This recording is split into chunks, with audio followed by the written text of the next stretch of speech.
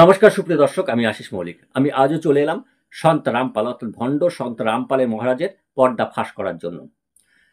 এই ভণ্ড সন্ত রামপাল দাস ইনি ধর্মের যে ব্যবসা করছেন, সেই ধর্ম ব্যবসা করার মধ্যে তিনি যেটা দাবি করেছেন যে এতদিন আমরা যেটা জানতাম, আমাদের মুনি ঋষিরা যেটা আমাদের জানিয়েছে আমাদের বেদ পুরাণ উপনিষদ থেকে, যে ভগবান ব্রহ্মা বিষ্ণু মহেশ্বর বা শিব কালী দুর্গা কৃষ্ণ এই যে পরমাত্মার রূপ বা পরমাত্মা, আসলে এই তত্ত্ব ভুল। আমাদের বেদ পুরাণ উপনিষদ সঠিক গ্রন্থ নয়, সংশয়যুক্ত গ্রন্থ। প্রকৃত তত্ত্বজ্ঞানী এই জগতে একজনই আছে, তিনি হলেন সন্ত রামপাল। তিনি দাবি করেছেন যে ভগবান শ্রীকৃষ্ণ ব্রহ্মা বিষ্ণু মহেশ্বর পরমাত্মা নন, পরমাত্মা হলেন কবির সাহেব। কবির সাহেব সেই কবির সাহেব আপনি আমি সবাই জানি যে কয়েক বছর আগে যিনি এই পৃথিবীতে ছিলেন এবং তিনি একজন সুফিবাদী সাধক, ইসলামের সুফিবাদী সাধক, তিনি দেহতত্ত্বের সাধক, তাকেই পরমাত্মা বানিয়েছেন। এবং এই যে সন্ত রামপাল ইনি দাবি করছেন পরমাত্মার মূল নাম হলেন কবির, এবং এই কবির নাম পরমাত্মার ব্রহ্মা বিষ্ণু মহেশ্বর ওমকার কিছুই নয়। কবির হলো পরমাত্মার প্রকৃত নাম। এবং আপনি যে এতদিন যে পথে ছিলেন, যে পথে সাধনা করতেন, পূজা অর্চনা করতেন, সেই পথে আপনি সুখ শান্তি ঐশ্বর্য কিছুই পাবেন না এবং মৃত্যুর পর মোক্ষতাও পাবেন না। এটা দাবি হচ্ছে এই সন্ত রামপাল। এবং প্রকৃত তত্ত্বজ্ঞানী সদ্গুরুর কাছ থেকে যদি আপনি দীক্ষা না নিতে পারেন, তাহলে আপনি কখনোই মুক্তি লাভ করতে পারবেন না। জন্ম মৃত্যুর বন্ধনে বন্দী হয়ে আপনি কখনো পশুজনী, কখনো কীট পতঙ্গের জনিত আপনাকে জন্ম নিতে হবে, বারে বারে জন্ম নিতে হবে, মরতে হবে। কখনো বা কুকুর বিড়াল ছাগল শুয়োর গাধা ইত্যাদি হয়ে জন্ম নিতে হবে, কখনো কীট পতঙ্গ হবে, যেমন কৃমি কীট ইত্যাদি হয়ে জন্ম নিতে হবে। যদি আপনি সন্ত রামপালের কাছ থেকে দীক্ষা নেন, তবে আপনি মুক্তি লাভ করতে পারবেন, তাছাড়া আপনি কখনোই মুক্তি লাভ করতে পারবেন না। আর সন্ত রামপালের কাছ থেকে দীক্ষা নিলে আপনি জানতে পারবেন কিভাবে পরমাত্মার উপাসনা করতে হবে আর কোন পরমাত্মার উপাসনা করতে হবে। তিনি যে কবির সাহেব হলেন পরমাত্মা, এই দাবিটি করেছেন তার এই জ্ঞান গঙ্গা, গীতা তোমার জ্ঞান অমৃত, জীবনের পথ ইত্যাদি বই। এই যে চটি বইগুলোর মাধ্যমে তিনি দাবি করছেন যে কবির সাহেব পরমাত্মা। এবং এই চটি বইগুলো লিখে বিনামূল্যে অথবা খুব কম পয়সার মাধ্যমে সাধারণ মানুষের কাছে ছড়িয়ে দেওয়া হয়েছে। এবার সাধারণ মানুষ যেহেতু দুঃখ কষ্ট যন্ত্রণায় সবাই কষ্ট পায় এবং মৃত্যুর পর সবাই চায় যে আমরা মোক্ষতা পেতে চাই, সেই জন্য সাধারণ মানুষ যেহেতু বেদ গীতা উপনিষদ এগুলো পড়ার চেষ্টাও করে না, জানার চেষ্টাও করে না, কিন্তু এই চটি বইগুলো নিয়ে তারা চলে। এবার চটি বইগুলো যখন তাদের হাতে পড়ে, তখন তারা দেখছে যে এখানে বলছে কবির সাহেব পরমাত্মা, একমাত্র সন্ত রামপালই হলেন তত্ত্বজ্ঞানী সদ্গুরু। এই তত্ত্বজ্ঞানী সদ্গুরুর কাছ থেকে দীক্ষা নিলে তবেই আপনি সত্য পথে থাকবেন এবং আপনার মৃত্যুর পর মুক্তি লাভ হবে। এই যে আজকে আপনাদের সামনে তুলে ধরছি জ্ঞানগঙ্গা, এই যে চটি বই, এই চটি বইয়ে 103 নম্বর পৃষ্ঠায় তিনি পবিত্র বেদ থেকে প্রমাণ, এর আগে আমি বেদের ঋগ্বেদের যে মন্ত্রগুলো রয়েছে সেই মন্ত্র থেকে প্রমাণ করেছি যে এখানে কবির সাহেবকে পরমাত্মা বলা হয়নি, অন্য কিছু। আপনারা যারা সেই ভিডিওগুলো দেখেননি দেখে নিতে পারে। আজ আমি যজুর্বেদ থেকে দেখাবো। দেখুন এখানে লিখছে, আপনাদের সামনে তুলে ধরলাম, পবিত্র বেদে প্রমাণ হচ্ছে কবির সাহেব পরমাত্মা, পবিত্র বেদে তার প্রমাণ দিচ্ছে। কবিরদেব স্বয়ং নিজের জ্ঞানে দূত হয়ে এসে নিজের বাস্তবিক জ্ঞান প্রচার করেন, কবিরদেব স্বয়ং নিজের অমৃতবাণীতে বলেছেন। এবার যজুর্বেদ অধ্যায় তার প্রমাণ দিচ্ছেন। দেখুন পবিত্র যজুর্বেদ অধ্যায় নম্বর 29 মন্ত্র নম্বর 25, অর্থাৎ শুক্ল যজুর্বেদের অন্তর্গত তিনি। আর এটা হচ্ছে সেই শুক্ল যজুর্বেদ, ঠিক আছে, যজুর্বেদ এটা হচ্ছে শুক্ল কৃষ্ণ যজুর্বেদ। আমি আপনাকে বেদে নিয়ে আসছি, তার আগে তিনি কি লিখছেন দেখুন। তিনি মন্ত্রের যে ভাবার্থ করেছেন, ভাবার্থটা দেখুন। যে সময় ভক্ত সমাজকে দিয়ে শাস্ত্র বিরুদ্ধ মনমতো সাধনা করানো হয়, ওই সময় কবির দেব তত্ত্বজ্ঞান প্রকট করেন। এছাড়াও আমি সামবেদ থেকে আগামীতে দেখাবো। দেখুন ভালোভাবে বুঝুন, যে সময় ভক্ত সমাজকে শাস্ত্র বিরুদ্ধ মনমতো সাধনা করানো হয়, ওই সময় কবিরদেব তত্ত্বজ্ঞান প্রকট করেন।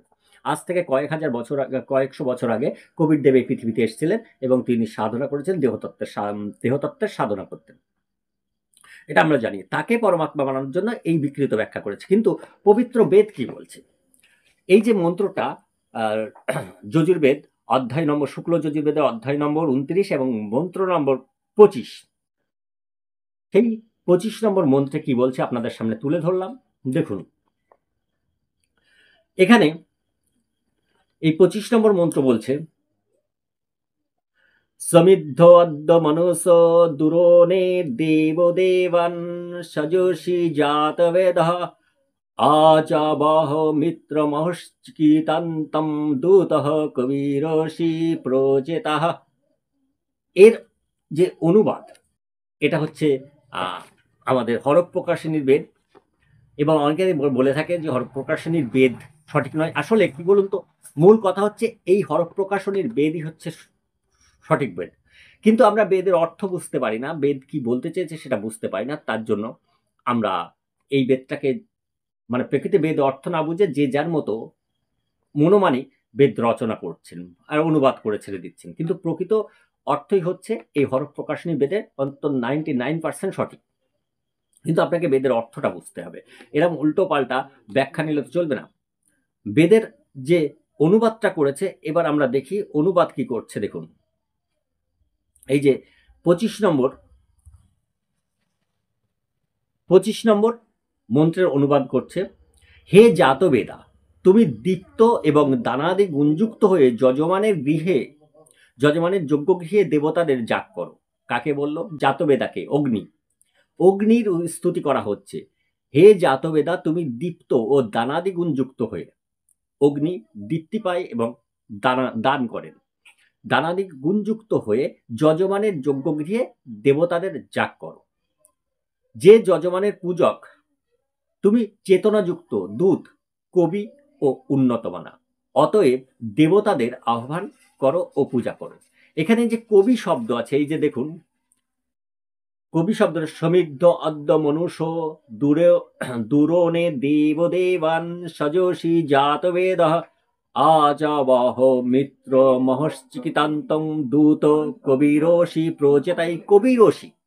কবিরসি রয়েছে, এই কবিরসির অনুবাদে কবির সাহেব বানিয়ে দিয়েছে, যে কবির সাহেব যতদিন না আসবেন। দেখুন, এবার দুটো অর্থের ভিতরে পার্থক্য দেখুন। এখানে যেটা বলছে, হে জাতবেদা, তুমি দীপ্ত ও দানাদিগুণ যুক্ত হয়ে যজমানের যজ্ঞগৃহে দেবতাদের যাগ করো। হে যজমানের পূজক, তুমি চেতনাযুক্ত দূত, কবি ও উন্নতমানা, অতএব দেবতাদের আহ্বান করো, পূজা করো। উনি কি ভাবার্থ করে দিলেন দেখুন।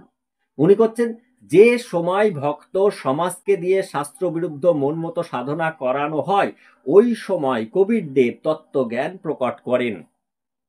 দেখুন, পুরো বেদের বিকৃত অর্থ করে, ভাবার্থ করে, অর্থ করে তিনি কোনো সংস্কৃত জ্ঞানী নন। কিন্তু এই যে বেদ অনুবাদ করেছিলেন, এই বেদের অনুবাদ যিনি করেছিলেন, তিনি কিন্তু সংস্কৃত পণ্ডিত, আর ইনি সংস্কৃতের দন্তস্বও জানেন। অথচ ইনি বেদকে বিকৃত করে সমাজে ছড়াচ্ছেন। কবির হলেন পরমা, কারণ যেখানে যেখানে বেদের ঋক, সাম, যজু, অথর্ব বেদের যেখানে যেখানে কবি শব্দ পেয়েছেন, উনি সেখানেই বিকৃত অর্থ করেছেন, অন্য জায়গায় যেতে পারেননি। তিনি সেখানে সেখানে বিকৃত অর্থ করে তিনি দেখাচ্ছেন এই যে কবি অর্থে কবির। এমনকি ইসলামেও তিনি কোরআনে বলছেন যে কবি যেখানে পেয়েছে, মানে আরবি ভাষায় বা ফার্সি ভাষায় বা উর্দু ভাষায়, সেখানেই কবিরকে এনে দিয়েছেন। কোরআনে আরবি ভাষায় রচিত সেখানেও। এবার প্রশ্ন হলো, ইসলামের কবিরা গুনাহ শব্দ কিন্তু আছে। এই কবিরা গুনাহ অর্থ মহাপাপ করা। যদি কেউ কবিরা গুনাহ করে, তাহলে তার আল্লাহ মুক্তি দেবে না। তাহলে ওনার দাবি অনুযায়ী এই কবিরা, এখানে কবির রয়েছে, তাহলে কবির সাহেব কি এখানে কি তাই বলছে যে কবির সাহেব হলেন গুনাহকারী, অর্থাৎ মহাপাপকারী? তাহলে কবির সাহেব মুক্তি পাবে না। তাহলে যদি কবির সাহেবই মুক্তি না পান, তাহলে সন্ত রামপাল কি মুক্তি পাবে? আর সন্ত রামপাল যদি মুক্তি না পায়, তাহলে কি আপনাকে মুক্তি দিতে পারবে না? সেই জন্য বেদের প্রকৃত অর্থকে বুঝে, বেদের, গীতার, রামায়ণ, মহাভারতের প্রকৃত অর্থকে বুঝে আপনিই পারেন একমাত্র আপনার জীবনের ক্রিয়েটার হয়ে। আপনিই পারেন আপনার জীবনে সুখ, শান্তি, ঐশ্বর্যকে ক্রিয়েট করতে, আকর্ষণ করতে। বেদ আপনাকে তাই শিক্ষা দিচ্ছে, সেই শিক্ষা দিচ্ছে কিভাবে আপনি সুখী হতে পারবেন, আপনি শান্তিময় জীবনযাপন করতে পারবেন, আপনি ঐশ্বর্যকে ক্রিয়েট করতে পারবেন, আকর্ষণ করে আপনার হাতের মুঠোয় আনতে পারবেন। বেদ আমাদের তাই শিক্ষা দিচ্ছে। বেদ বলছে না এই সন্তান রামপালের মতো ভণ্ড কাছে গিয়ে তার কাছ থেকে দীক্ষা নিতে। বেদ সেটা বলছে না। বেদ বলছে তুমি বোঝো কিভাবে তুমি কোন পদ্ধতি অবলম্বন করলে তুমি নিজের হাতের মুঠোয় সুখ শান্তি ঐশ্বর্যকে আনতে পারবে। তুমি যে দুঃখ কষ্টের মধ্যে রয়েছ সেটা এই বেদে রয়েছে যে কিভাবে তুমি সেখান থেকে মুক্তি লাভ করতে পারবে। এবার দেখুন টোটাল যে মন্ত্রের অনুবাদটা আছে এটা ২৯ নম্বর অধ্যায়ের। এখানে আমি আপনাদেরকে দেখাচ্ছি যে ২১ নম্বর মন্ত্র থেকে যে অনুবাদ করা আছে মূল বেদ থেকে, পবিত্র বেদ থেকে। সেখানে দেখেন কি লিখছে। ২১ নম্বর মন্ত্র বলছে, শ্রেণীভূত সংসের মতো এ সূর্য রথের সপ্ত অশ্ব গমনের জন্য চেষ্টা করে। পৃথু জঘন বিশিষ্ট কৃশদর্শে সূর্যের অশ্বগুলি দিব্য এবং সতত গমনশীল। সূর্যের অশ্ব কোনগুলো? সূর্যের রশ্মি, সপ্ত রশ্মি, সূর্যের ৭টা ঘোড়া, এটা সবাই জানেন। হে অশ্ব, তোমার শরীর উৎপতনশীল, তোমার চিত্ত বায়ুর মতো গতিশীল, তোমার দীপ্তি বনে দাবাগ্নি রূপে ও বিদ্যুৎ চন্দ্র সূর্য অগ্নি নানা স্থানে ব্যক্ত। বলুন, রশ্মি আলো কোন জায়গায় নেই? সর্বত্র আছে, আপনার ভিতরেও আছে, বাইরেও আছে। এটা হলো ২২ নম্বর মন্ত্র। এবার ২৩ নম্বর মন্ত্র, দেবতার প্রতি প্রদত্ত চিত্তে দীপ্যমান অশ্ব বিশোষণ স্থানে এসেছে। এর সামনে ও নাভির নিকট অজ রাখা হয়েছে, পিছনে স্তোতা ঋত্বিকগণ এর অনুগমন করছে। ২৩ নম্বর মন্ত্র, অশ্ব দেবা পৃথিবীর নিকট উৎকৃষ্ট স্বর্গলোকে গিয়েছে।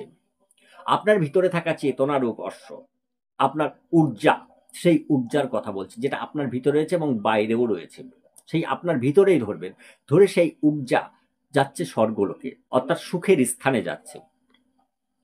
এবার ২৪ নম্বর মন্ত্র বলছে, হে যজমান, তুমি প্রীত হয়ে দেবলোকে যাও, সেখানে হবিদানকারী তোমার বরণীয় ভোগ্য বস্তুগুলি লাভ হবে। দেখুন, আপনি যা চাইছেন সেটা আপনি পাবেন, আপনার হাতের মুঠোয় থাকবে। হে জাত বেদা, তুমি দীপ্ত ও দানাদি গুণযুক্ত হয়ে যজমানের যজ্ঞগৃহে দেবতাদের যাগ করো। হে যজমানের পূজক, এই অগ্নি আপনার আমার মধ্যে রয়েছে, আমাদের খাদ্য পরিপাক করছে, আমাদের শরীরে রয়েছে, তেজ রয়েছে, ঊর্জা রয়েছে। তাহলে কার যাগ করছে? আমাদের আমাদের পূজা করছে, আমাদের যাগ করছে অগ্নি। দেখুন, আমরা তাকে আবার পূজা করছি। তুমি চেতনাযুক্ত, যদি আমাদের ভিতর ঊর্জা না থাকতো, আমাদের চেতনা থাকতো। দূত, কবি, অর্থাৎ কবি মানে যিনি কবিতা লিখতে পারেন, কবিতা বলতে পারেন, অর্থাৎ যিনি জ্ঞানী, মানে যিনি স্তুতি করতে পারেন। কিভাবে স্তুতি করলে দেবতাদের মানে আশীর্বাদ পাওয়া যাবে, ঈশ্বরের আশীর্বাদ পাওয়া যাবে, সুখ শান্তি আসবে। তাই ও উন্নত মনা, এখানে উন্নত মনা যে শব্দগুলো ব্যবহার করছে, এই শব্দগুলো কি উনি ব্যবহার করছেন? উনি কবিরকে পরমাত্মা বানানোর জন্য চেষ্টা করছেন। অতএব দেবতাদের আহ্বান করো ও পূজা করো। দেবতা যারা দান করছে আপনাকে সুখ শান্তি ঐশ্বর্য ধন দৌলত টাকা পয়সা স্বর্গ এসব দান করছে, তারাই তো দেবতা। এবার ভাবুন যে এই যে ভণ্ড, এই ভণ্ডের পাল্লায় পড়ে আপনি কি আপনার জীবন নষ্ট করতে চান? আপনি কি মনে করেন যে এই ভণ্ডের পাল্লায়, ভণ্ডের কাছে গেলে আপনি সুখ শান্তি ঐশ্বর্য পেয়ে যাবেন? এবং এই ভণ্ড যেটা বলছে পরমাত্মা ব্রহ্মা বিষ্ণু মহেশ্বর নয়, শিব কালী দুর্গা ইত্যাদি যে রূপে রয়েছে এগুলো পরমেশ্বর বা পরমাত্মা নয়, পরমাত্মা হলেন কবির সাহেব, আমি সেই কবির সাহেবের সাধনা করব, তাহলে আপনি ভ্রান্ত পথে যাচ্ছেন, আপনি সম্পূর্ণ ভ্রান্ত পথে। এ আপনাকে ঠকাচ্ছে, সাবধান হন, সাবধান হন। এই যে ব্যক্তি, এই সন্ত রামপাল এই ধরনের ছোট ছোট ছোট বই লিখে বেদকে, গীতাকে পুরো বিকৃত ব্যাখ্যা করে, ভাবার্থ করে আপনার সামনে পেশ করেছে, যাতে আপনি ওর জালে ফেসে যান। আর ওর জালে ফাঁসা মানে ও যে জালটা ফেলছে, বড় ধরনের জাল ফেলছে, যাতে আপনি ফেসে যান। ছোট বড় প্রত্যেককে ফাঁসানোর চেষ্টা করছে। ছোট মাছ বড় মাছ আপনাকে মাছ রূপে দেখছে, যে এই মাছগুলো যদি আমি পাই তাহলে আমার ভুরি ভোজন হবে। অর্থাৎ আপনি ওনার কাছ থেকে দীক্ষা নেবেন, ওনার কাছ থেকে দীক্ষা নিয়ে আপনি কি করবেন? আপনি ওনার ওখানে অনুদান করবেন, বিভিন্ন দান করবেন, তাতে ওনার ভোজন হবে, আপনার নয়। সাবধান হন, সচেতন হন, আর এই ধরনের ভণ্ড হতে, প্রতারক ভণ্ড হতে নিজেকে রক্ষা করুন। বেদ, গীতা, উপনিষদ আপনার জীবন কিভাবে তৈরি হবে, কিভাবে আপনি সুখ শান্তি ঐশ্বর্য ক্রিয়েট করতে পারবেন তাই দেখিয়েছে। সেই জন্য বেদ, গীতা, উপনিষদ অর্থাৎ বৈদিক মার্গ অবলম্বন করুন। বেদ, গীতা, উপনিষদ, পুরাণের মাধ্যমে বিভিন্ন কাহিনীর মাধ্যমে বেদকেই ব্যাখ্যা করা হয়েছে। কিন্তু অনেকে পুরাণ মানতে চাচ্ছে না, কারণ তারা পুরাণ বুঝতে পারছে না। অনেকে আবার বেদ না বোঝার কারণে বেদের থেকে দূরে সরে যাচ্ছেন। কিন্তু বৈদিক মার্গ আপনাকে সঠিক জায়গায় নিয়ে যাবে যদি আপনি বুঝতে পারেন যে এই জগতে যা কিছু হচ্ছে সবই আপনি করছেন, সবই আপনি। আপনি যা দেখছেন শুধুমাত্র আপনিই দেখছেন। দেখুন, এমন একটা ফুল হয়তো আপনার কাছে খুব ভালো লাগবে, গোলাপ, কিন্তু আরেকজনের কাছে হয়তো গোলাপটা ভালো লাগে না, তার কাছে জবা ভালো লাগে। তবে আপনার চিন্তার উপর ডিপেন্ড করছে সেটা ভালো না মন্দ। বেদ তাই বলছে যে আপনিই করছেন, সেই জিনিসটা ভালো না মন্দ এটা আপনার অনুভূতির ফসল, আপনার চিন্তার ফল।